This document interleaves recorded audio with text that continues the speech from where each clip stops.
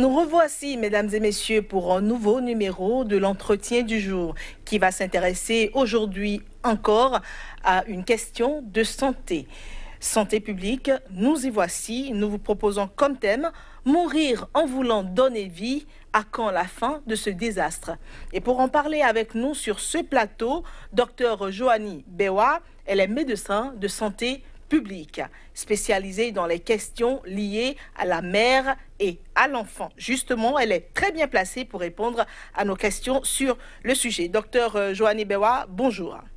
Bonjour Madame Sacramento. Et merci d'avoir accepté de venir répondre à nos questions. C'est un plaisir.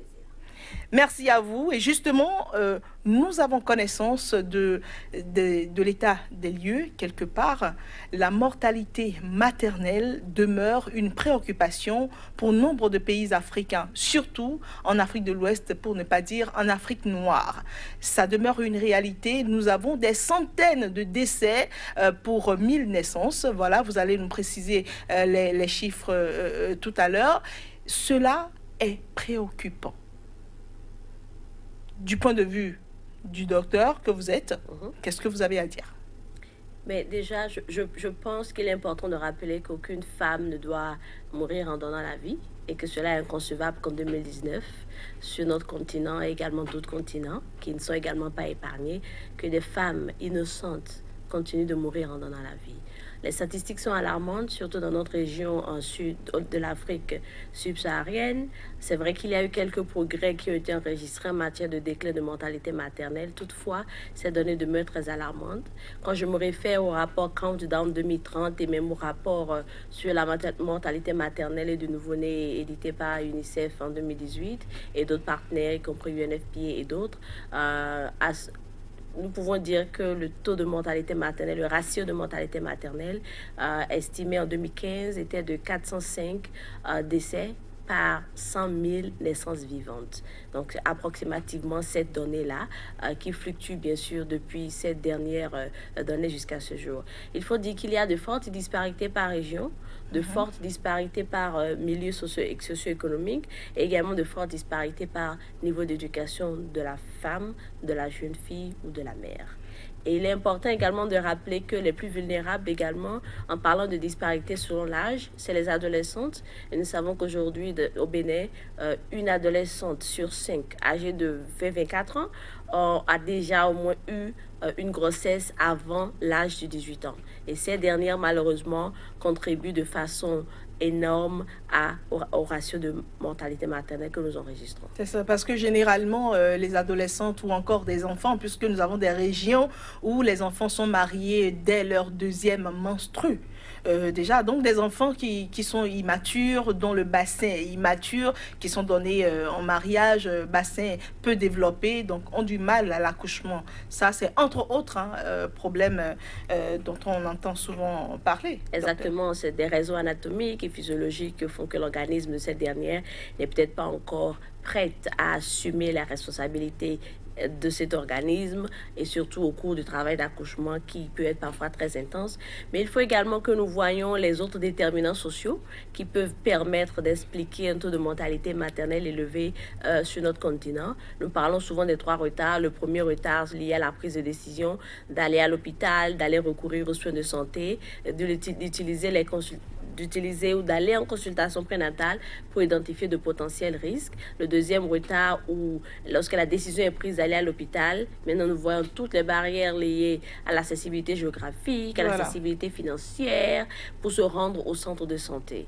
Et le troisième retard, lorsque la femme, la famille, la communauté décident d'arriver au centre de santé, mais nous voyons également tout ce qui a rapport avec le plateau technique équipé, le personnel soignant accueillant, le personnel soignant qualifié et tout ce que l'hôpital peut produire pour que la femme, la mère soit saine. Donc, ces 3 retards, il est essentiel de voir comment est-ce que notre système de santé, la réorganisation de notre système de santé adresse ces défis liés aux 3 retards, mais également voir comment est-ce que le renforcement des capacités de personnel soignant, le renforcement du plateau technique et surtout le système de gouvernance au niveau de la santé soit plus fort pour s'assurer que chaque femme, chaque mère a accès aux services nécessaires pour une maternité saine.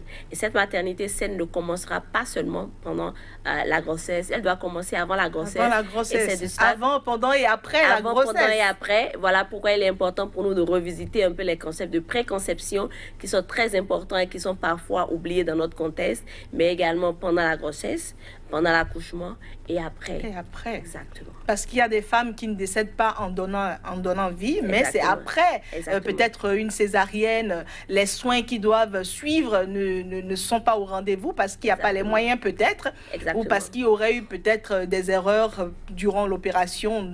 Il y a encore des conséquences, des dégâts qui peuvent survenir après, bien sûr, un accouchement. Absolument. Nous avons les 42 jours où nous devons nous assurer que 42 jours après l'accouchement, nous suivons la femme de façon très étroite pour les consultations postnatales. Mais même au-delà de ça, je pense qu'il y a un certain nombre de dispositifs pour s'assurer que la mère et le nouveau-né se portent bien. Et vous l'avez également dit tout à l'heure, les complications ne sont pas seulement au cours de l'accouchement, que ce soit les urgences obstétricales, les hémorragies de la délivrance et tout autre événement aigu que nous rencontrons, mais également surviennent après l'accouchement. Absolument. Et justement, on a l'impression que on prend le problème avec de la légèreté ou avec de la banalité. Des centaines d'âmes partent comme ça. Parfois, la mère part et l'enfant aussi ne reste pas. Ou peut-être on a la chance de récupérer l'enfant. Mais tout ceci, tous ces mots qui accablent la femme africaine, c'est pas seulement en Afrique, mais on s'intéresse à l'Afrique quand même. Tous ces mots qui accablent cette femme-là, qui n'a commis aucun péché, cette femme qu'on peut dire multiplicatrice de vie, d'accord, sur qui toute nation doit se baser pour son avenir, parce que ce sont les enfants d'aujourd'hui qui feront la nation demain. Normalement, ça devrait être au cœur des priorités, non?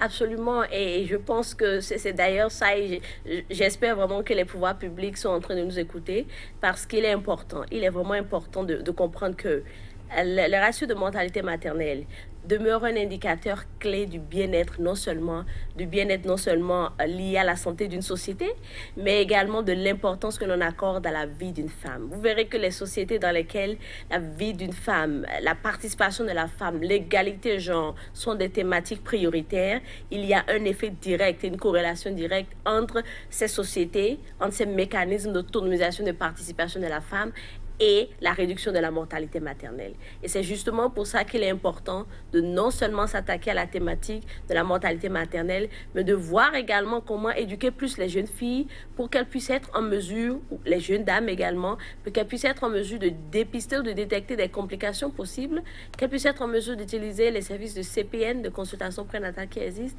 mais aussi de donner un pouvoir économique à la femme pour que lorsque le mari, le conjoint, la famille ne dispose pas de ressources financières pour l'amener à l'hôpital, mais qu'elle puisse également prendre sa vie entre les mains, parce qu'il s'agit essentiellement de sa vie.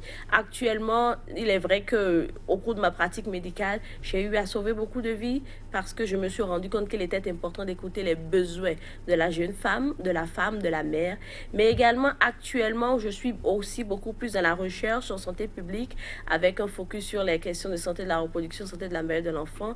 Je me rends compte qu'il est davantage encore plus important, non seulement de renforcer l'existant en matière de services de santé, en matière d'infrastructures, en matière de professionnels de santé qualifiés et compétents, mais également d'utiliser les données, les analyses de la recherche pour pouvoir prédire un certain nombre de bonnes pratiques. Oui, parce que nous manquons beaucoup de prévisions. Mais non, vous avez parlé de, consultation prénatale, que la femme anticipe. Oui, elle doit se prendre en charge parce que quand une grossesse vient, d'accord, c'est comme une danse à deux, mais après, c'est elle qui porte la grossesse. Et elle doit prendre sa responsabilité plus comparée à l'homme, parce qu'il y en a plein qui désertent les lieux, qui ne jouent pas leur rôle. Absolument. D'accord, mais si cette femme est analphabète, comment voulez-vous qu'elle comprenne tout ceci? Parce que c'est ça aussi. Si la femme, alors qu'elle a commencé à aller à l'école, parce qu'elle a eu ses premières menstrues, on l'arrête et on la donne à un homme, du coup, elle n'a pas vraiment les connaissances qu'il faut pour se prendre en charge, pour se dire c'est mon corps, pour se dire mon bébé et tout ça. Absolument, et c'est d'ailleurs là que les travailleurs communautaires de proximité, joue un rôle capital parce que, étant en contact avec les femmes dans le milieu, qu'elles soient du milieu rural, qu'elles soient du milieu urbain, qu'elles soient scolarisées ou non scolarisées, je pense que ces professionnels de santé sont beaucoup plus en contact avec la communauté et peuvent délivrer des programmes, des formations, des services dans les langues locales, quitte à permettre à ces femmes-là d'avoir accès à l'information, d'avoir accès aux services et surtout de ne pas avoir les langues comme des barrières, surtout de ne pas avoir le manque de proximité avec un centre de santé comme des barrières. Et c'est vraiment là que le système de santé doit être renforcé et se bâtir de la base au sommet. C'est ça. Et justement, vous avez souligné également la situation géographique. Parfois, la femme peut avoir la volonté, mais le centre de santé ou peut-être la maternité est tellement loin qu'elle ne peut pas s'y rendre. Et c'est là qu'on retrouve toujours le travail des matrones qui continuent, puisque bon... entre deux mots, il faut choisir le moindre. Exactement. Et vous savez, il y a vraiment ce credo où nous voulons essayer de faire en sorte que nous atteignions le dernier mile. We need to reach the last mile. Il y a également ce credo où nous voulons nous assurer que nous ne laissons personne derrière. Parce que nous ne voulons laisser personne derrière, il est important d'aller au contact de la communauté, d'aller au contact de la population. Lorsque je vous dis, par exemple, que selon ce même rapport de l'UNICEF sur la mortalité maternelle qui a été publié en mars 2018, il est dit qu'au Bénin, il y a 0,6 infirmières et sages-femmes pour 1000 habitants, par exemple. C'est insuffisant. Et 0,1 médecins pour 1000 habitants, par exemple. Et donc ça, c'est pour les chiffres de l'année 2013, même si ce rapport a été publié en 2018. Donc vous voyez que la question de la disponibilité non seulement des centres de santé en matière d'accessibilité géographique est un problème, mais également la disponibilité, la présence et le renforcement des capacités des professionnels de santé est également un aspect très important. Absolument. Et c'est là qu'il faut revoir et réorganiser un peu. Vous voyez le système de santé dans la mesure où nous avons beaucoup de jeunes spécialistes, nous avons beaucoup de jeunes médecins qui sont dans les villes, qui travaillent dans les cliniques privées et qui peut-être peuvent être associés à des efforts de renforcement, soit dans des hôpitaux. Ça se fait ailleurs, ça réussit. Ça se fait ailleurs et ça réussit. Nous parlons même de programmes de volontariat, nous parlons même de programmes d'échange, nous parlons de différents types de programmes. C'est des modèles qui peuvent être utilisés pour permettre à un jeune médecin ou à un jeune en dernière année de médecine d'aller dans les milieux ruraux. Cela se faisait bien avant et même au cours de notre formation, cela a été fait, mais un peu moins maintenant. D'aller dans les milieux ruraux, de renforcer l'équipe qui existe là, de prodiguer des soins de qualité et de former le personnel qui existe. Et dès que ce médecin revient en ville ou décide de repartir, ben, il y a une certaine pérennité qui existe. Absolument. Et justement, c'est vrai, le temps est parti vite. On aurait pu aborder aussi l'accès universel à la santé qui pourrait aider également à résoudre ce problème-là, puisqu'il y a des problèmes de finances, les gens n'ont pas les moyens. Vous allez en spécialité aujourd'hui dans une clinique, le montant quand même, c'est assez élevé et pour le béninois lambda, c'est pas évident. Donc on espère aussi que, comme vous l'avez dit, les autorités sont à l'écoute et feront quelque chose. Exactement. Et je sais que par rapport à ça, actuellement, le gouvernement travaille sur le projet ARCH pour vraiment voir comment est-ce que l'accès universel... Nous n'attendons que l'aboutissement. Exactement. Nous attendons également de voir l'aboutissement. Mais je pense que ça a l'air d'être prometteur et qu'avec les ressources nécessaires, nous allons vraiment atteindre le dernier maille. Merci, docteur Joanie. C'est moi qui vous remercie, ce fut un plaisir. C'est réciproque. Alors, c'est la fin de notre entretien du jour. Merci à tous de nous avoir reçus chez vous. Au revoir.